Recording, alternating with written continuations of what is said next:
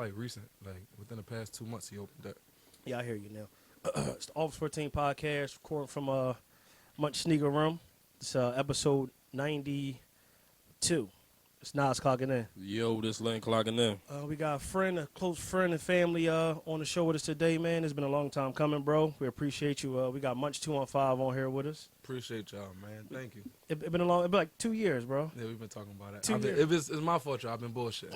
No, it been us too though. We be on some funny shit. 50-50 or Yeah. 60-40? No, 50-50. Like 50-50. We be on bullshit, man. I be trying to tell people like, yo, it's us. All right. Yeah, all right, we 50. be on bullshit. It's crazy because when I first met you, it was at Heem sneaker release. Yep. And I was like, yo, I talked to him. He was like, man, talk to him. He'll come on. I came to you. I was like, yo, bro, like, man, I got a podcast. You was like, what's the name of it? I tell you what it was. You were like, I come on, man. I do it anytime. You know what I mean? I was like, all right, we exchanged number from then. Yeah. And I was like, damn, I was bullshitting. No, and every time we see each other. It's cool. Like, we probably ran into each other a few times after that, but it was always like something else going on. Mm-hmm. Like, so I ain't gonna take no jab at that. It's cool. Like, in that day alone, there was a lot going Yeah, on. So yeah. he had 50 foreign cars in the parking lot. For real. I think that's every time they pull up. Yeah. Like, A shout out to PCNY, man. Every time For those sure. guys pull up, there's always a bunch of cars for sure. all the time. But definitely appreciate you, man. No, thank y'all. I appreciate y'all. It's been What, a long time coming. Introduce yourself for those who don't know you. All right, so my name's Munch before that song. So Ice Spice, I'm coming for you. You owe me a check. That been my name first. As a childhood nickname though, Munchy, and then as I got older, it became Munch. But huge sneakerhead, as you can see, a father of 3. I got 2 daughters and a son. Mm-hmm. Love to travel, love to have fun. I'm always out having fun. And I'm just living life, man. I'm happy. Marketing director at Foot Locker. I'm about to say, tell over the them East exactly what you do. Like we got Yeah, black so- man head up marketing and Foot Locker, man. Yeah, so I'm the marketing director for the East Coast at Foot Locker. So from Boston to Puerto Rico, I oversee any aspects of marketing with me and my team on the Geo side, on that side. That's dope, man. So before we probably start, tell us how you got there though. Like from what was the first position you had, and like how you climbed the ladder. Y'all thought it was a 2 years long wait with us to get on this podcast? Nah, it was a long wait and journey for me. I really got in the sneaker industry back when I was in 10th grade. I started working at Modell's in King of Prussia Mall, and I was just a salesperson. And then I opened up Journey's Kids in King of Prussia Mall. I was a stock manager. And then I was like, man, this ain't like, them 2 companies, like, they cool, Mm-hmm. but I'm more streetwear, urban, this, that, and the third. Right. So one day I was going to South Villa, and then an old classmate of mine, Parkway High School, alumni, what's up, Janina, she was working at the Broad Island Sneaker Villa. And I used to always go in there and just shop. And she was like, yo, you might as well get a job here. And I'm like, nah, I'm cool. Like, trying to be cool, brush it off. But, like, the manager, he heard it. His name was Daryl. Shout out to Daryl. He was like, yo, nah, for real. Like, I like your style, young boy. Like, you might as well come work here. So I ended up taking that job as a salesperson there, got commission. I was grinding it out. I ended up being like top salesperson in a lot of different stores, still hold some records there for top sales. Then I moved around different stores from Alany, Kensington, 52nd Street, the Gallery. I spent my longest time at the Gallery as a salesperson, and then I got promoted to 3rd key holder there. And then I got promoted to assistant manager in Norristown, and then they asked me to move to Cleveland. And I was like, at first, I ain't gonna lie, this was like May 2009. I turned it down. I'm like, I'm not going to Cleveland. Like, To move from Philly to Cleveland is different. I'm like, man, nah, y'all should have said D.C., New York, something Right. like that, but they ain't had no stores there. How old was you when they wanted you to move to Cleveland? 18. I was 18. I just had my daughter and everything, and I was like, man, I'm not leaving. That's one of the reasons why I said I wasn't leaving too. So by the time all the conversations and everything finally fell through, I was 19 at the time, and then I ended up taking the position. I went to Cleveland October 2009, October 5th to be exact, 2009.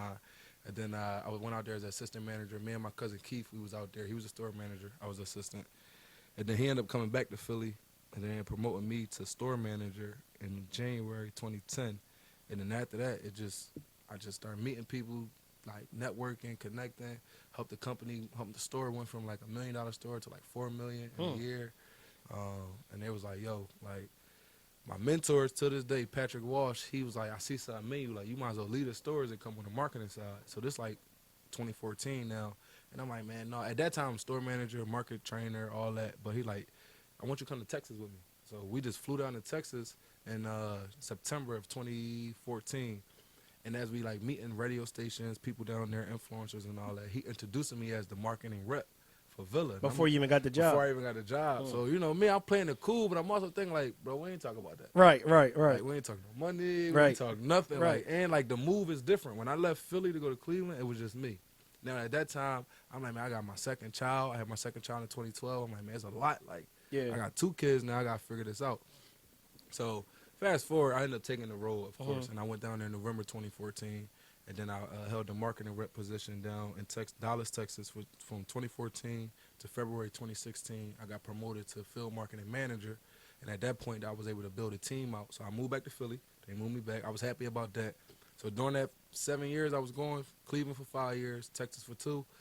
It was more so like Cleveland was cool. I got all weather conditions. I like that, but winter is terrible because you get crazy amount of snow. Yeah, it's cold. It's cold. It's crazy because it's colder there than here, bro. Because they getting that lake effect. Yeah, it's cold. But like in Texas, it was cool. I loved it. Cost of living, everything was great. It was just so hot. Like I don't like to be hot. It was so hot. So when I got that promotion, I was happy to come back, and then I was able to build out a team. But then eventually, Foot Locker, you know, we started conversing like end of 2017, and then I went over there April 2018, and then I became the marketing manager for New York. And then I was overseeing like a little bit of Detroit for a slight little time until we hired my man Don. And then I was overseeing Philly too. And then through the pandemic, I don't know how it happened, but through the pandemic, I got promoted to director of marketing of the East Coast. Built my team out. Shout out to my whole squad. I got a manager in Philly, New York, Atlanta, Miami, and DC. Well, that's DMV. What's up, man. That's what's and then up. I've just been doing that since then. To come from there to where you at now, that's inspiring by itself. You know what I mean? Foot Locker boss. You know what I mean? That's $1 billion company. Yeah, for sure. You know what I mean? It's worldwide. Yeah. Am I right? Yeah. No, Foot Locker is worldwide. Everywhere. Yeah, they everywhere. It's more so like, you know, just for any advice for people, like I said, like Models and Journeys was cool, but it ain't fit me. Right. I like shoes. I like helping people. So I took my passion, something I like to do is get fly, dress, have all the sneakers or whatever, and I said, I'm going to make a career out of it. Right. And it was a little bit of motivation too. Like, right. An ex of mine was like, that little after-school job ain't going to get you nowhere. And think about it. All the models in the city closed down now. They gone. It's no models in the city. And who talks about Journeys? I'm not Nobody. knocking them, but who talks about Yeah, nobody Journeys? talk about journeys. You know what I mean? Nobody talk about journey. Yeah. So you got to think about it. You then was like foreseeing it. You foreseeing the future. Like this ain't gonna cut it. This ain't gonna get me nowhere.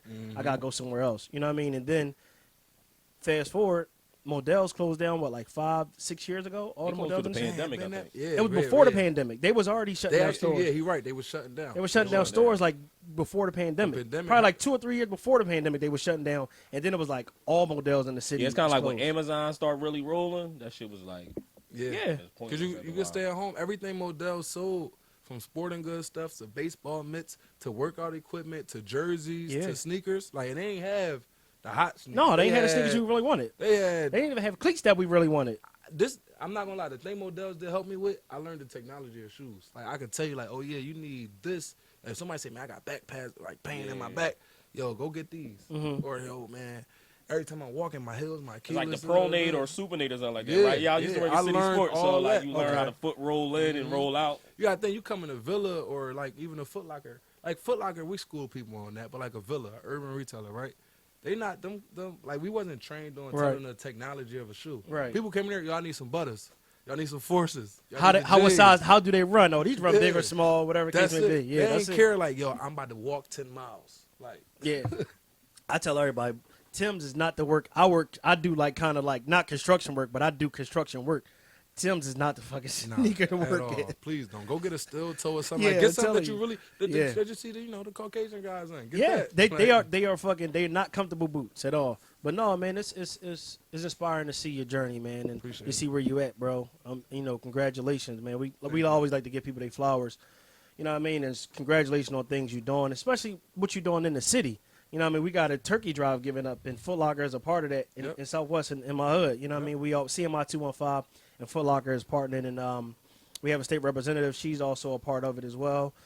So shout out to Foot Locker in that sense too. You know what I mean? We definitely appreciate that. Yeah, we just try to tap in with the different people doing stuff. And Saladin and his team, they always doing dope stuff. Like, why not? So. Yeah, Heem. Shout out to Heem, man. That's another story. He got a solo exhibit. His first one here in the Philly. It's tomorrow. So that's tomorrow. It's tomorrow night. Yep, tomorrow. Yep. They ain't people with us hearing this. By the time they hear this, it'll be Monday. But it's Friday. Tomorrow is November 11th. Yeah. Yep. Yeah, but no, yeah, shout out to him, man. That's how me and Munch met, through him. But yeah, shout out to him, man. He doing this thing. What you about to say? No, what you think? What's the best part about working with Foot Locker, and what's the worst part about it? And what you do? I mean, if you could say. The best part is just the employees there. Like, they got a solid group of people, mentors, superiors above us, below us, that really support what you got going on. The worst part, It got to be motherfuckers hitting you up for sneakers. there we go. And I tell them I'm not the shoe plug. Right, right. Oh, but you got everything. That's me. It's me. Right. Oh, like, I tell people all the time, like, sometimes I tell people, like, yo, bro, think about it. I'm trying to get 2 of everything. So if you asking me for your size, or my man asking this, like, my close friends don't even ask me for shoes, because they're like, yo, bro, we know it's your job. Right, right. Because I got to get me, my kids, and all that. Like, my kids are older now. They wearing adult sizes, boy sizes, whatever it may be.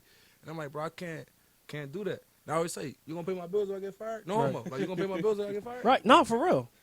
That's funny, All because I always for ask some the young J's, boys. like- When the young was like, yo, sneak me this phone, and I'm like, is you going to pay my bills if I get fired? Yeah. I got expensive taste. Like, Yeah. yo, if I tell you I want to go have a $200 dinner on a Tuesday, bro, you got to pay that. You got to pay that, Let me yeah. get that. Because I gave you some sneakers. Yeah. Because I got you to hook up You on got to some pay it for sneakers. a long time. Yeah. Like, it ain't no one-time thing. Like, Facts. I walk out on a Tuesday and a Friday.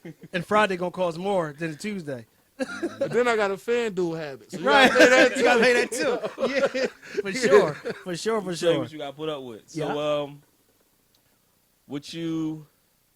matter of fact, I asked you this question. So, like, for like a lot of sneakerheads or whatever, like, I don't want to say y'all end goal, but what's like the top goal for y'all? For me, honestly, just to get every shoe that I ever wanted. There's still 2 on my list that I ain't got yet. And it's not like I always wanted them. The Red October Yeezys dropped on an odd day. And I wasn't even paying attention to my What, they phone. want 12 grand for them? Yeah. They up there. They I ain't up- gonna lie. They up there. they up there. Like, we could put that in the video. Bing, bing. StockX look at it or whatever. They up there. Yeah, they up there. And then, like, the other one I got, like, fragments and all that. I end up getting those. But, like, for me, it's just inspiring people through shoes and telling people, like, yo, like, we were just talking, you know, in the other room. I was like, bro, I ain't finished school, but, like, I just like sneaks. And it was able to, like, my years of marketing or working in this industry was able to get me to the position where, as if I did go to school for Right. the whole 4 years or whatever. So I mean, it's like I said, you don't have to. Nowadays, to survive in America, you don't have to go to school for 4 years or to school at all. mm-hmm. You know what I mean? As long as you find your passion and you stick with it, and you're smart enough to move the right way, you can go about your day and you can make a lot of money. Facts. And you can be happy with what you're doing. You happy with what you're doing. You're making money and you helping people around you all in one. Mm-hmm. So that's what like fueling you to keep going. You know what I mean? Like I just be telling these young guys and girls, like, yo, I was able to live in different cities and states and travel to different cities and states on my work time. All of your love. all for of your shoes. love for shoes. And then, like, the cities that I oversee now, right? Like Miami, Atlanta, DMV. DMV is DC, Virginia, and Maryland. Right. And then Philly, I'm here. Then New York. I'm able to go to top cities in the East Coast on a work time. Granted, I'm handling work, but I'm still like, I might go to Miami for a day. Work. Work. You getting paid to enjoy Miami weather. Yeah, like, come on. Oh, you're not man. going on in Philly. My schedule's a meeting in Miami. I I'm gonna gotta fly go. down there. Yeah. Yeah. And you getting paid to be there. Like that be the whole thing. I tell a lot of young guys, like, yo, you don't have to be in the streets to live a life. Nah. Like I got homies who none of us in the streets, and they live better lives than a lot of dudes in the streets. Bro, I got homies that laughed at me in 2009 when I told them I was going to Cleveland. Ain't nothing there, bro. What's there? LeBron? Granted, LeBron was leave, there. Right? He did leave, yeah. But they like, what's there? I come back, 2016, boom, they still doing the same thing. I leave again, go to New York in 2018. Come back, and They still doing the same thing. It's like, bro, you laughed at me, and I'm doing what living. I want. The Like, toughest part, man, is when you leaving. Because I got a homie that he in Vegas right now, doing chef stuff, and he like, yo, every time I come back, I come back for a funeral. Every Yeah. time I get a phone call, somebody locked up. Trash. When you would have just left the city the same way I did. Yeah. So That's how it be. That'd be like the toughest part.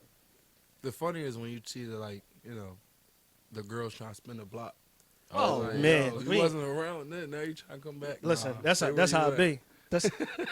That's how it be, man. I'm not gonna lie to you. Yeah. I'm up now, baby. I'm I'm up now. You can't touch me now. It's different. Stay where you at. Yeah. It's I'm gonna cool. cost you now. Yeah. Yeah. And I don't even want it. Yeah, That's but the thing you about see that everywhere though. Like even like it could be somebody that's in the streets. They wasn't the man then. Now they the man because somebody may have went to jail. Now they Yeah, the man. now they the man. Now that girl that they was trying to get at, not giving them no. Now they want to give them play. You like, Yeah. you you ain't just want to talk to me last week. Now you do. That happens with everything. in life. It's funny, right? When not even like just like with having a podcast shit, right? It's like people got their businesses and stuff. Like damn, like like all right, I wanna come on and talk about my business. All right, well you got a sponsor episode. Oh damn! Well, this and that. No, it ain't. Maybe we had some kind of relationship before. I can excuse whatever the case may be, but no, ain't no. It's gonna cost you now. They don't understand his equipment costs. Everything costs. Like, and I set the shit up myself. Like you just did, yo. He really was just here setting everything up. Not gonna lie, he set everything. That little up. podcast started doing a little better. Huh? Yeah. My little podcast. The little sneaker head. Yeah, but It took me somewhere. what's the sneaker you wanted as a kid So that you have now? yeah, so for me, right, like my mom always kept me and my brothers and my brother and my sister fresh. I can't say that, but we did have times where we had to go to Foot Locker and get the 2 for $89 and all that. So at that time, you only get shell toes, New Balances, or whatever it may Or be. Forces. Or Forces.